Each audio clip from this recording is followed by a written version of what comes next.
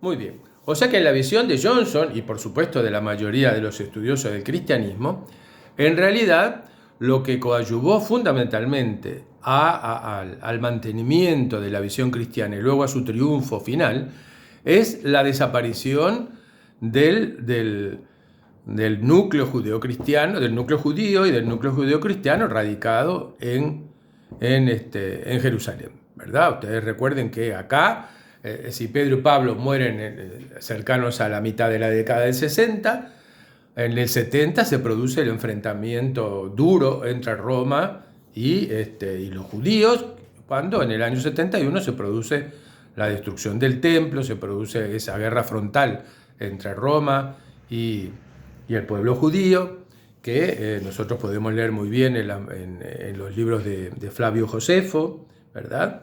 Y eso hace que la idea de Pablo finalmente pueda tener un terreno libre para desplegarse. Pablo tenía claro que el Mesías que él preconizaba era un Mesías de tipo divino, que no era el Mesías esperado por el pueblo judío, un Mesías combatiente, el que le iba a devolver en la realidad un reino de este mundo también, más allá de abrir las puertas a la venida del reino de Dios, ¿verdad? Para Pablo nunca fue su Mesías.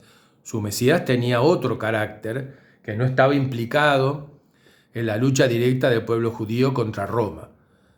Entonces, obviamente, aquí el hecho de que se derrumbara todo el sistema judío frente al avance romano permitió que el centro del pensamiento cristiano se desplazara hacia el corazón del imperio. Y Johnson nos dice, por consiguiente, el centro de gravedad cristiano se desplazó a Roma y el vacío teológico dejado por la extinción de la iglesia de Jerusalén, es decir, la extinción del núcleo duro que rodeó a Jesús, sus apóstoles y la familia, ¿verdad? Así que ahí desaparecen todos, así que entonces el vacío teológico dejado por la extinción de la iglesia de Jerusalén fue ocupado por el sistema paulino. A esto le siguió una serie de readaptaciones, porque el Cristo de Pablo no se afirmaba en el Jesús histórico de la iglesia de Jerusalén.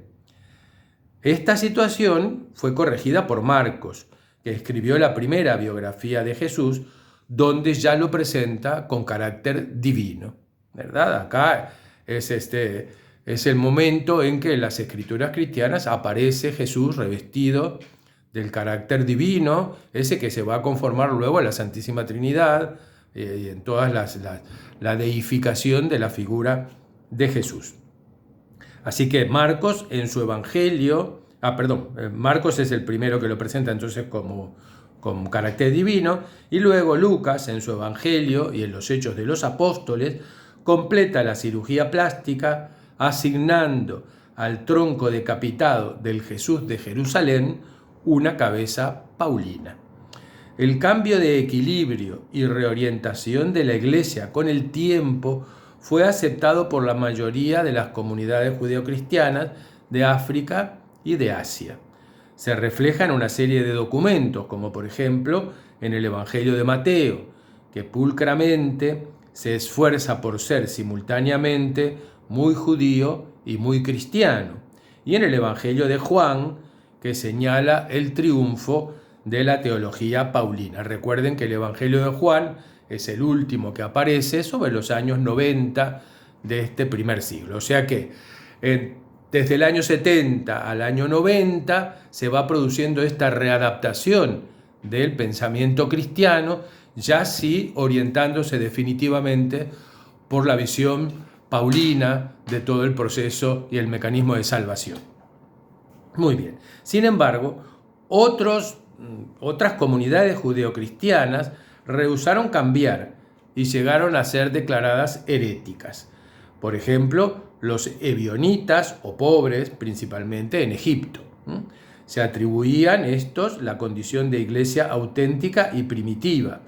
Habían permitido que los acontecimientos los sobrepasaran, perdieron su derecho a la ortodoxia y llegaron a ser tratados como falsos innovadores, que es una paradoja muy conocida en la historia de la religión. Es interesante que sus escritos, la de los ebionitas, ¿verdad?, y las de otros cristianos judíos de la década de los años 50, presenten a Pablo como el anticristo y al primer hereje. En resumen, y en realidad, los cristianos judíos de los años 50 fueron los primeros que incorporaron la idea de la herejía en la campaña contra Pablo y la helenización. De este modo, la flecha se vuelve rápidamente hacia el arquero. En el mismo judaísmo, la herejía ya era un concepto maduro y enérgico. De ahí que después del derrumbe del cristianismo judío, las autoridades judaicas ortodoxas no esperasen mucho tiempo para anatemizar al cristianismo como herejía. Alrededor del año 85, este juicio fue incorporado a la liturgia de las sinagogas, diciendo que los nazarenos, es decir, los seguidores de Jesús de Nazaret, y los herejes sean destruidos rápidamente y apartados del libro de la vida. Así que la herejía, el concepto de herejía, fue otro regalo judaico a la iglesia cristiana, donde pronto comenzó a florecer lujuriosamente. Es decir, acá lo que Johnson nos plantea, en definitiva, es que con el cataclismo que se produce al Roma aplastar la rebelión judía, en ese cataclismo es cuando finalmente el cristianismo encuentra cauce para ir asentándose. Y por lo tanto, la visión que tenía Pablo de la misión y del mensaje salvador de Jesús fue el que se impuso. ¿Por qué? Porque se impuso en el centro de poder del imperio. O sea que, así como todas las ideas económicas, políticas, culturales tenían su cuna y su fortaleza en Roma, también esta visión de la religión siguió el mismo camino. No todas las comunidades judeocristianas aceptaron esta reinterpretación o esta visión paulina del cristianismo y por lo tanto se convirtieron en comunidades que luego fueron perseguidas por la ortodoxia cristiana como comunidades heréticas. Porque a partir del final del primer siglo es cuando comienza a aparecer todo el corpus doctrinario de la patrística, es decir, de la labor de los padres de la iglesia, de los principales obispos que empiezan poco a poco a consolidar el cuerpo de dogmas del cristianismo. Un proceso que dura muchos siglos. Prácticamente nosotros recién vamos a tener completado todos los componentes del cristianismo clásico que conocemos en el siglo IV, fundamentalmente a través del Concilio de Nicea y del Concilio de Constantinopla, que son los que van a finalizar la labor de completar toda la propuesta religiosa cristiana. Eso tuvo mucho que ver básicamente con la consideración de la propia figura de Jesús. ¿Qué es Jesús? Es un hombre, es un Dios hecho hombre, es el Hijo del Padre. Cómo juega luego el Espíritu Santo con esto, ¿verdad? Es toda una serie de complejidades dogmáticas que crean unas discusiones tremendas en el seno del cristianismo, ¿verdad? Las diversas sedes cristianas que están en un plan de igualdad, obviamente, opinan distinto de estas cosas. No es pacífica la aceptación de lo que luego constituyen los dogmas clásicos cristianos. Y claro, en esta corriente van a empezar a anatemizar a los que se separaban de la corriente mayoritaria, que era la visión paulina. Y por lo tanto, esto que Johnson nos decía de que la herejía fue un regalo que el cristianismo recibe del judaísmo, va a proliferar tremendamente en estos siglos primeros de la iglesia cristiana. Y luego va a seguir teniendo, obviamente, muy buena salud, va a seguir teniendo, porque luego cuando se creen los tribunales de la Santa Inquisición, los temas de la herejía van a estar siempre allí, ¿verdad? Pero la herejía tiende a anatemizar aquel pensamiento que se separa de lo que se va convirtiendo en ortodoxia cristiana. Nosotros no vamos a entrar directamente en el estudio de las diversas herejías, ¿verdad? La mayoría están centradas en la consideración de la figura de Jesús, ¿verdad? Hay algunos que le niegan su condición dual de Dios y de hombre, algunos le reconocen solo la naturaleza humana, otros reconocen solo la naturaleza divina. Es un gran lío que no nos da demasiada luz. Lo único que hay que tener claro es que el proceso de consolidación del dogma cristiano es un proceso que lleva varios siglos y que genera una cantidad de discusiones, una cantidad de idas y venidas, hasta que poco a poco se van imponiendo los dogmas que nosotros conocemos como constitutivos del cristianismo y que de alguna manera van a estar reproducidos en el credo que en el concilio de Nicea y luego en el concilio de Constantinopla termina configurándose, ¿verdad? Que junto con el Padre Nuestro, el credo y el Ave María constituyen las tres oraciones fundamentales del cristianismo. Y en el credo aparece justamente enumerada cuáles son las creencias que todo cristiano admite, sigue y defiende. Y allí está, en el credo está consolidado, pero recién en el siglo IV está consolidada toda el pensamiento cristiano respecto a la figura de Jesús y al mecanismo de salvación instaurado por él para salvación de la humanidad. O sea que bueno, lo que vamos a hacer nosotros para seguir el tema del cristianismo es ahora, no nos vamos a detener en el pensamiento patrístico porque es muy complejo. Basta mencionar respecto al pensamiento patrístico que una de las labores fundamentales que hicieron los grandes padres de la Iglesia fue, de alguna manera, llevar hablemos en términos de vinos, al maridaje del cristianismo con las grandes ideas filosóficas del momento. ¿Cuáles son las ideas filosóficas? Bueno, las dos grandes ideas filosóficas o los dos grandes pensamientos filosóficos heredados de los griegos.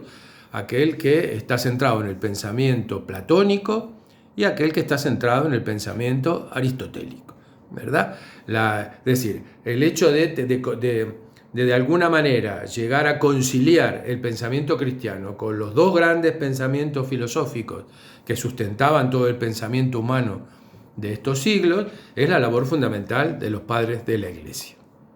Y entonces nosotros vamos a ver que tenemos al primer gran padre de la Iglesia, que es Agustín, San Agustín, Agustín de Hipona, que va a procesar la síntesis del pensamiento cristiano con la doctrina platónica. Y más adelante, creo que en el siglo XII, si no me equivoco, pero hay que repasar la fecha porque no estoy seguro, luego aparece Tomás, Santo Tomás de Aquino, que es el que realiza la toma de posición del cristianismo con respecto al pensamiento aristotélico. Estas dos síntesis, la síntesis del cristianismo con el pensamiento platónico y la síntesis del cristianismo con el pensamiento aristotélico, es la labor fundamental de los padres de la Iglesia, de los grandes doctores, de los grandes pensadores de la Iglesia. Y junto con eso también es la puesta a punto de la organización de la Iglesia, de las jerarquías eclesiales, de cómo se manejan los temas dogmáticos, de cómo se instauran los mecanismos de gobierno de la Iglesia y cuáles son las grandes ideas y los grandes principios que alumbran el avance de su dogma, de sus creencias, de sus ritos y todo lo demás. O sea que es un panorama extremadamente rico, extremadamente complejo, que vuelvo a decir, no lo vamos a analizar en profundidad nosotros. Lo que vamos a hacer posiblemente es ver un proceso interesante, que es ver cómo surge y cómo se consolida el papado, porque el papado se va a convertir en un factor fundamental en la vida del mundo medieval, básicamente, ¿verdad? La aparición del poder del papado y su relación con las monarquías europeas. primero con esas monarquías que tenían una concepción imperialista heredada de Roma, pero luego con las monarquías que se van a constituir como el germen de los estados nacionales europeos a partir del siglo XIV, siglo XV, ¿verdad? Y acá la relación del papado con las iglesias nacionales y con las monarquías nacionales es fundamental para ilustrar el desarrollo de la civilización y de la cultura occidental. O sea que nos vamos a detener un poco en este proceso de consolidación del papado y sus relaciones con los movimientos políticos monárquicos europeos que aparte vertebran una gran cantidad de los últimos 2000 años de la historia de Occidente, y por lo tanto es interesante echarle una mirada. Bueno, muy bien, vamos a quedar aquí y vamos a continuar el martes de la semana próxima. Espero que todos se cuiden bastante del frío, que está bastante frío estos días, pero muy soleadito, y que sigan rigiéndose por las medidas de precaución que hay que tomar, más allá de que podamos volver a una modalidad de movimiento un poco mayor que la que teníamos antes y que es necesario que vayamos afrontando. Más allá de los miedos y de las precauciones, es importante que nos vayamos reinsertando poco a poco en la vida general, esta vida general tan particular, post-pandemia, que estamos teniendo todos. Y esperemos que esto de post-pandemia lo podamos seguir diciendo y que no tengamos el día de mañana o dentro de una semana o dentro de un mes un rebrote grave de COVID como estamos observando en muchos lugares del mundo, ¿verdad? Que están pasando, no sé, por la cuarta, la quinta o la sexta ola de la pandemia por la incidencia de la variante Delta del virus. Así que bueno, cuídense mucho y mantengan el ánimo, mantengan la alegría. Pronto el invierno va a terminar y va a venir la primavera, y con la primavera van a venir tiempos más amables para todos nosotros. Así que bueno, un beso muy grande para todos y nos vemos el próximo martes. Hasta luego, que pasen lindo.